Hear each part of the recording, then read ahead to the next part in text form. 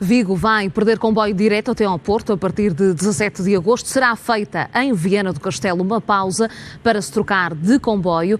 Há décadas que esta ligação direta acontecia. O que pode originar esta interrupção? Vamos saber agora com Frederico Francisco, especialista em ferrovia e secretário de Estado das Infraestruturas. Frederico, boa tarde. Obrigada por se juntar a nós para precisamente olhar para esta interrupção. Mas antes dos impactos, vamos perceber as causas. Porque é que isto vai acontecer?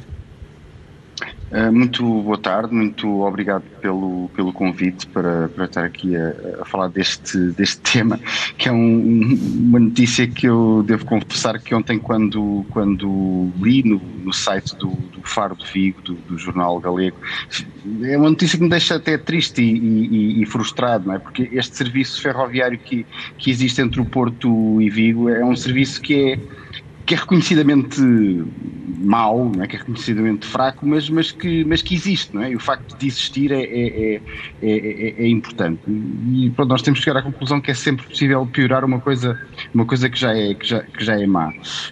Os problemas que levam a esta situação, quer dizer, têm a ver com as restrições e com as limitações de material circulante que a CP tem já há muito tempo, não é? Em particular no que diz respeito ao seu material diesel.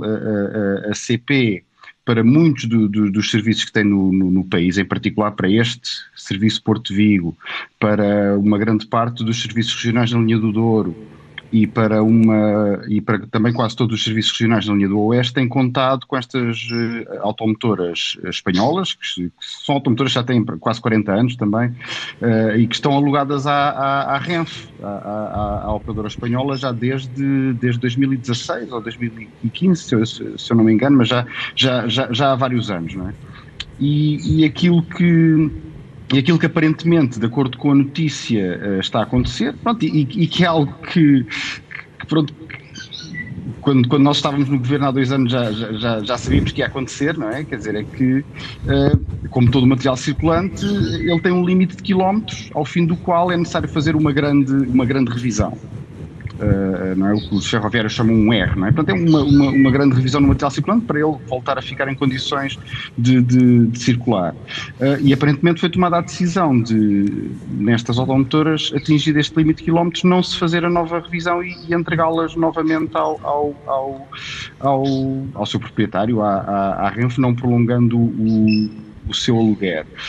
Eu entendo que nos planos que existiam há algum tempo, a ideia era que não fosse necessário fazer esta revisão, porque, entretanto, ficaria pronta a eletrificação da linha do Algarve, que permitiria libertar alguns comboios que poderiam vir para norte substituir estas automotoras.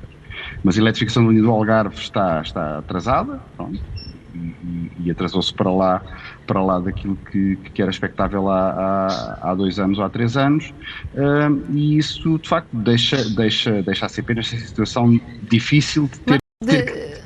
Frederico, falamos de certa forma Sim. de entraves técnicos, mas também de certa forma políticos?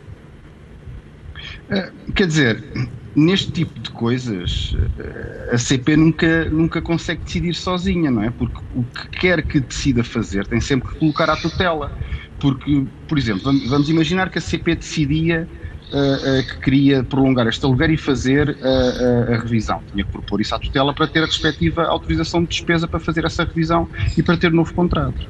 Ou vamos imaginar que outra possível solução, que seria tentar reforçar a manutenção das outras unidades diesel da CP para permitir que elas tivessem maior disponibilidade. Por exemplo, há a série de unidades que circula no Algarve, que é a série 450 da CP. A CP tem 19 unidades e eu, pelas contas que estive a fazer, ela só precisa de 12 para assegurar o serviço diário na linha do Algarve e na linha do Alentejo. Se conseguissem aumentar a disponibilidade com o reforço da manutenção, era possível que conseguissem suprir estas necessidades. Mas também para isso precisariam da tutela para autorizar novas contratações. Eu sei que isto é difícil e eu sei que também quando tinha a tutela da CP, por vezes era difícil para a tutela setorial obter estas autorizações. Mas pronto, quer dizer, o meu papel agora é de estar aqui a exigir mas é as então responsabilidades. também da responsabilidade do Governo fazer algo com isto que está a acontecer e até, de certa forma, do país vizinho? Existir aqui também uma cooperação com o governo do país vizinho? Quando se trata de coisas relacionadas com a CP ou com as empresas públicas de transportes, com o tipo de gestão pública que nós temos, é óbvio que a responsabilidade por todo este tipo de coisas está sempre no governo, porque o governo é sempre chamado a intervir nestas operações. E quando fala aí bem da cooperação com Espanha, tratando-se de um comboio internacional, de um comboio que quando foi estabelecido em 2016 ou 2017, também contou com a cooperação do governo espanhol. As possíveis soluções também passariam necessariamente, ou passariam possivelmente, por contactos ao nível dos governos. Eu dou-lhe um exemplo. Uma das coisas em que eu pedi à CP para trabalhar, na altura em que tinha responsabilidades, foi para certificar as carruagens Arco, as carruagens que foram adquiridas à Espanha, recuperadas em Guifões e que atualmente circulam na linha do Minho, certificá-las para circular em Espanha. O que não deveria ser difícil, uma vez que elas já circularam em Espanha, né? Elas foram compradas à Renfe. Aparentemente, passados 2 anos, isso ainda não foi possível. Se fosse possível ter essas carruagens certificadas, e se fosse possível, por exemplo, a CP ou o governo abordar, o governo espanhol, para se conseguir ou adquirir um pequeno número de locomotivas, porque a Renfe tem locomotivas bitensão, locomotivas elétricas que podem circular tanto em Portugal como em Espanha. Poderia ser uma solução alternativa até para passar a fazer este comboio com material elétrico. Ou, se não fosse possível a aquisição dessas locomotivas, haver um acordo entre a CP e a Renfe, em que a Renfe disponibilizaria essas locomotivas e que permitiria até pensar noutras ideias que nós na altura tínhamos, mas que agora parecem longínquas, que era este comboio, em vez de ser Porto-Vigo, passar a ser um comboio Lisboa-Vigo, por exemplo, que é uma coisa que para quem olha para o mapa e para quem olha para esta operação pareceria mais ou menos óbvia, e que até pelo número de carruagens carruagens AR que a CP tem disponíveis, neste momento até já seria capaz de o fazer. E portanto é tudo um bocadinho, gera-me sempre alguma perplexidade porque é que nada disto se consegue fazer. Porque é que mesmo coisas que parecem simples ou mesmo quando há múltiplas soluções disponíveis, porque é que nenhuma delas se consegue implementar e ficamos resignados a ter que agora transformar o único comboio direto entre duas cidades importantes em Portugal e Espanha vai deixar de existir. Eu não estou a dizer que Viana do Castelo não é uma cidade importante, mas quer dizer, é o único comboio direto que liga duas cidades da dimensão do Porto e de Vigo, não é? Não há nenhum comboio direto entre Lisboa e Madrid. É o único serviço internacional significativo que nós temos e que agora vai ter esta interrupção, que espero que seja temporária. Frederico, como dizia, neste caso é um serviço que tem tido uma crescente procura. Se formos olhar para os números dos últimos anos, de facto o número tem crescido, portanto é um serviço que de certa forma agrada a quem o consome e portanto os impactos serão de certa forma também significativos.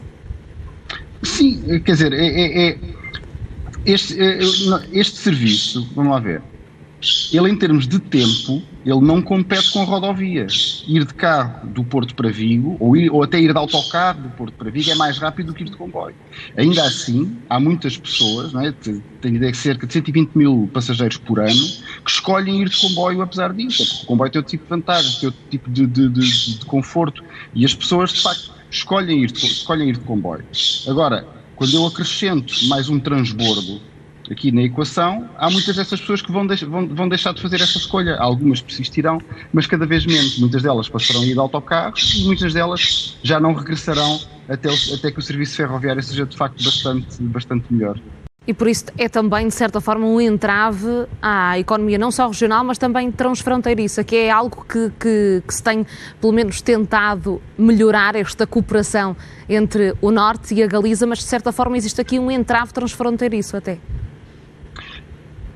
As relações económicas, sociais, culturais, até pessoais e familiares entre o norte de Portugal, entre o Minho e a Galiza, são um facto estabelecido, não é?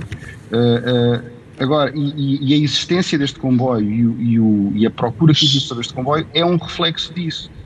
Agora, quando nós, e é uma coisa que é única, que não existe em mais nenhuma região transfronteiriça do país. E também por isso quando nós falávamos das ligações de alta velocidade, a ligação prioritária sempre foi esta ligação, porque ela é a ligação transfronteiriça mais importante, e ter um serviço ferroviário, ainda que com limitações, a estruturar esta ligação, é um fator muito importante para desenvolver estes laços económicos, sociais, culturais, pessoais, familiares entre as pessoas de um lado e do outro da fronteira. Quer dizer, com este entrave nós, pelo menos, estamos a contribuir para abrandar esse desenvolvimento e não para o acelerar e para o fomentar. Muito bem. Frederico Francisco, muito obrigada por ter estado connosco e desejo-lhe um bom fim de semana. Obrigada. Muito obrigado.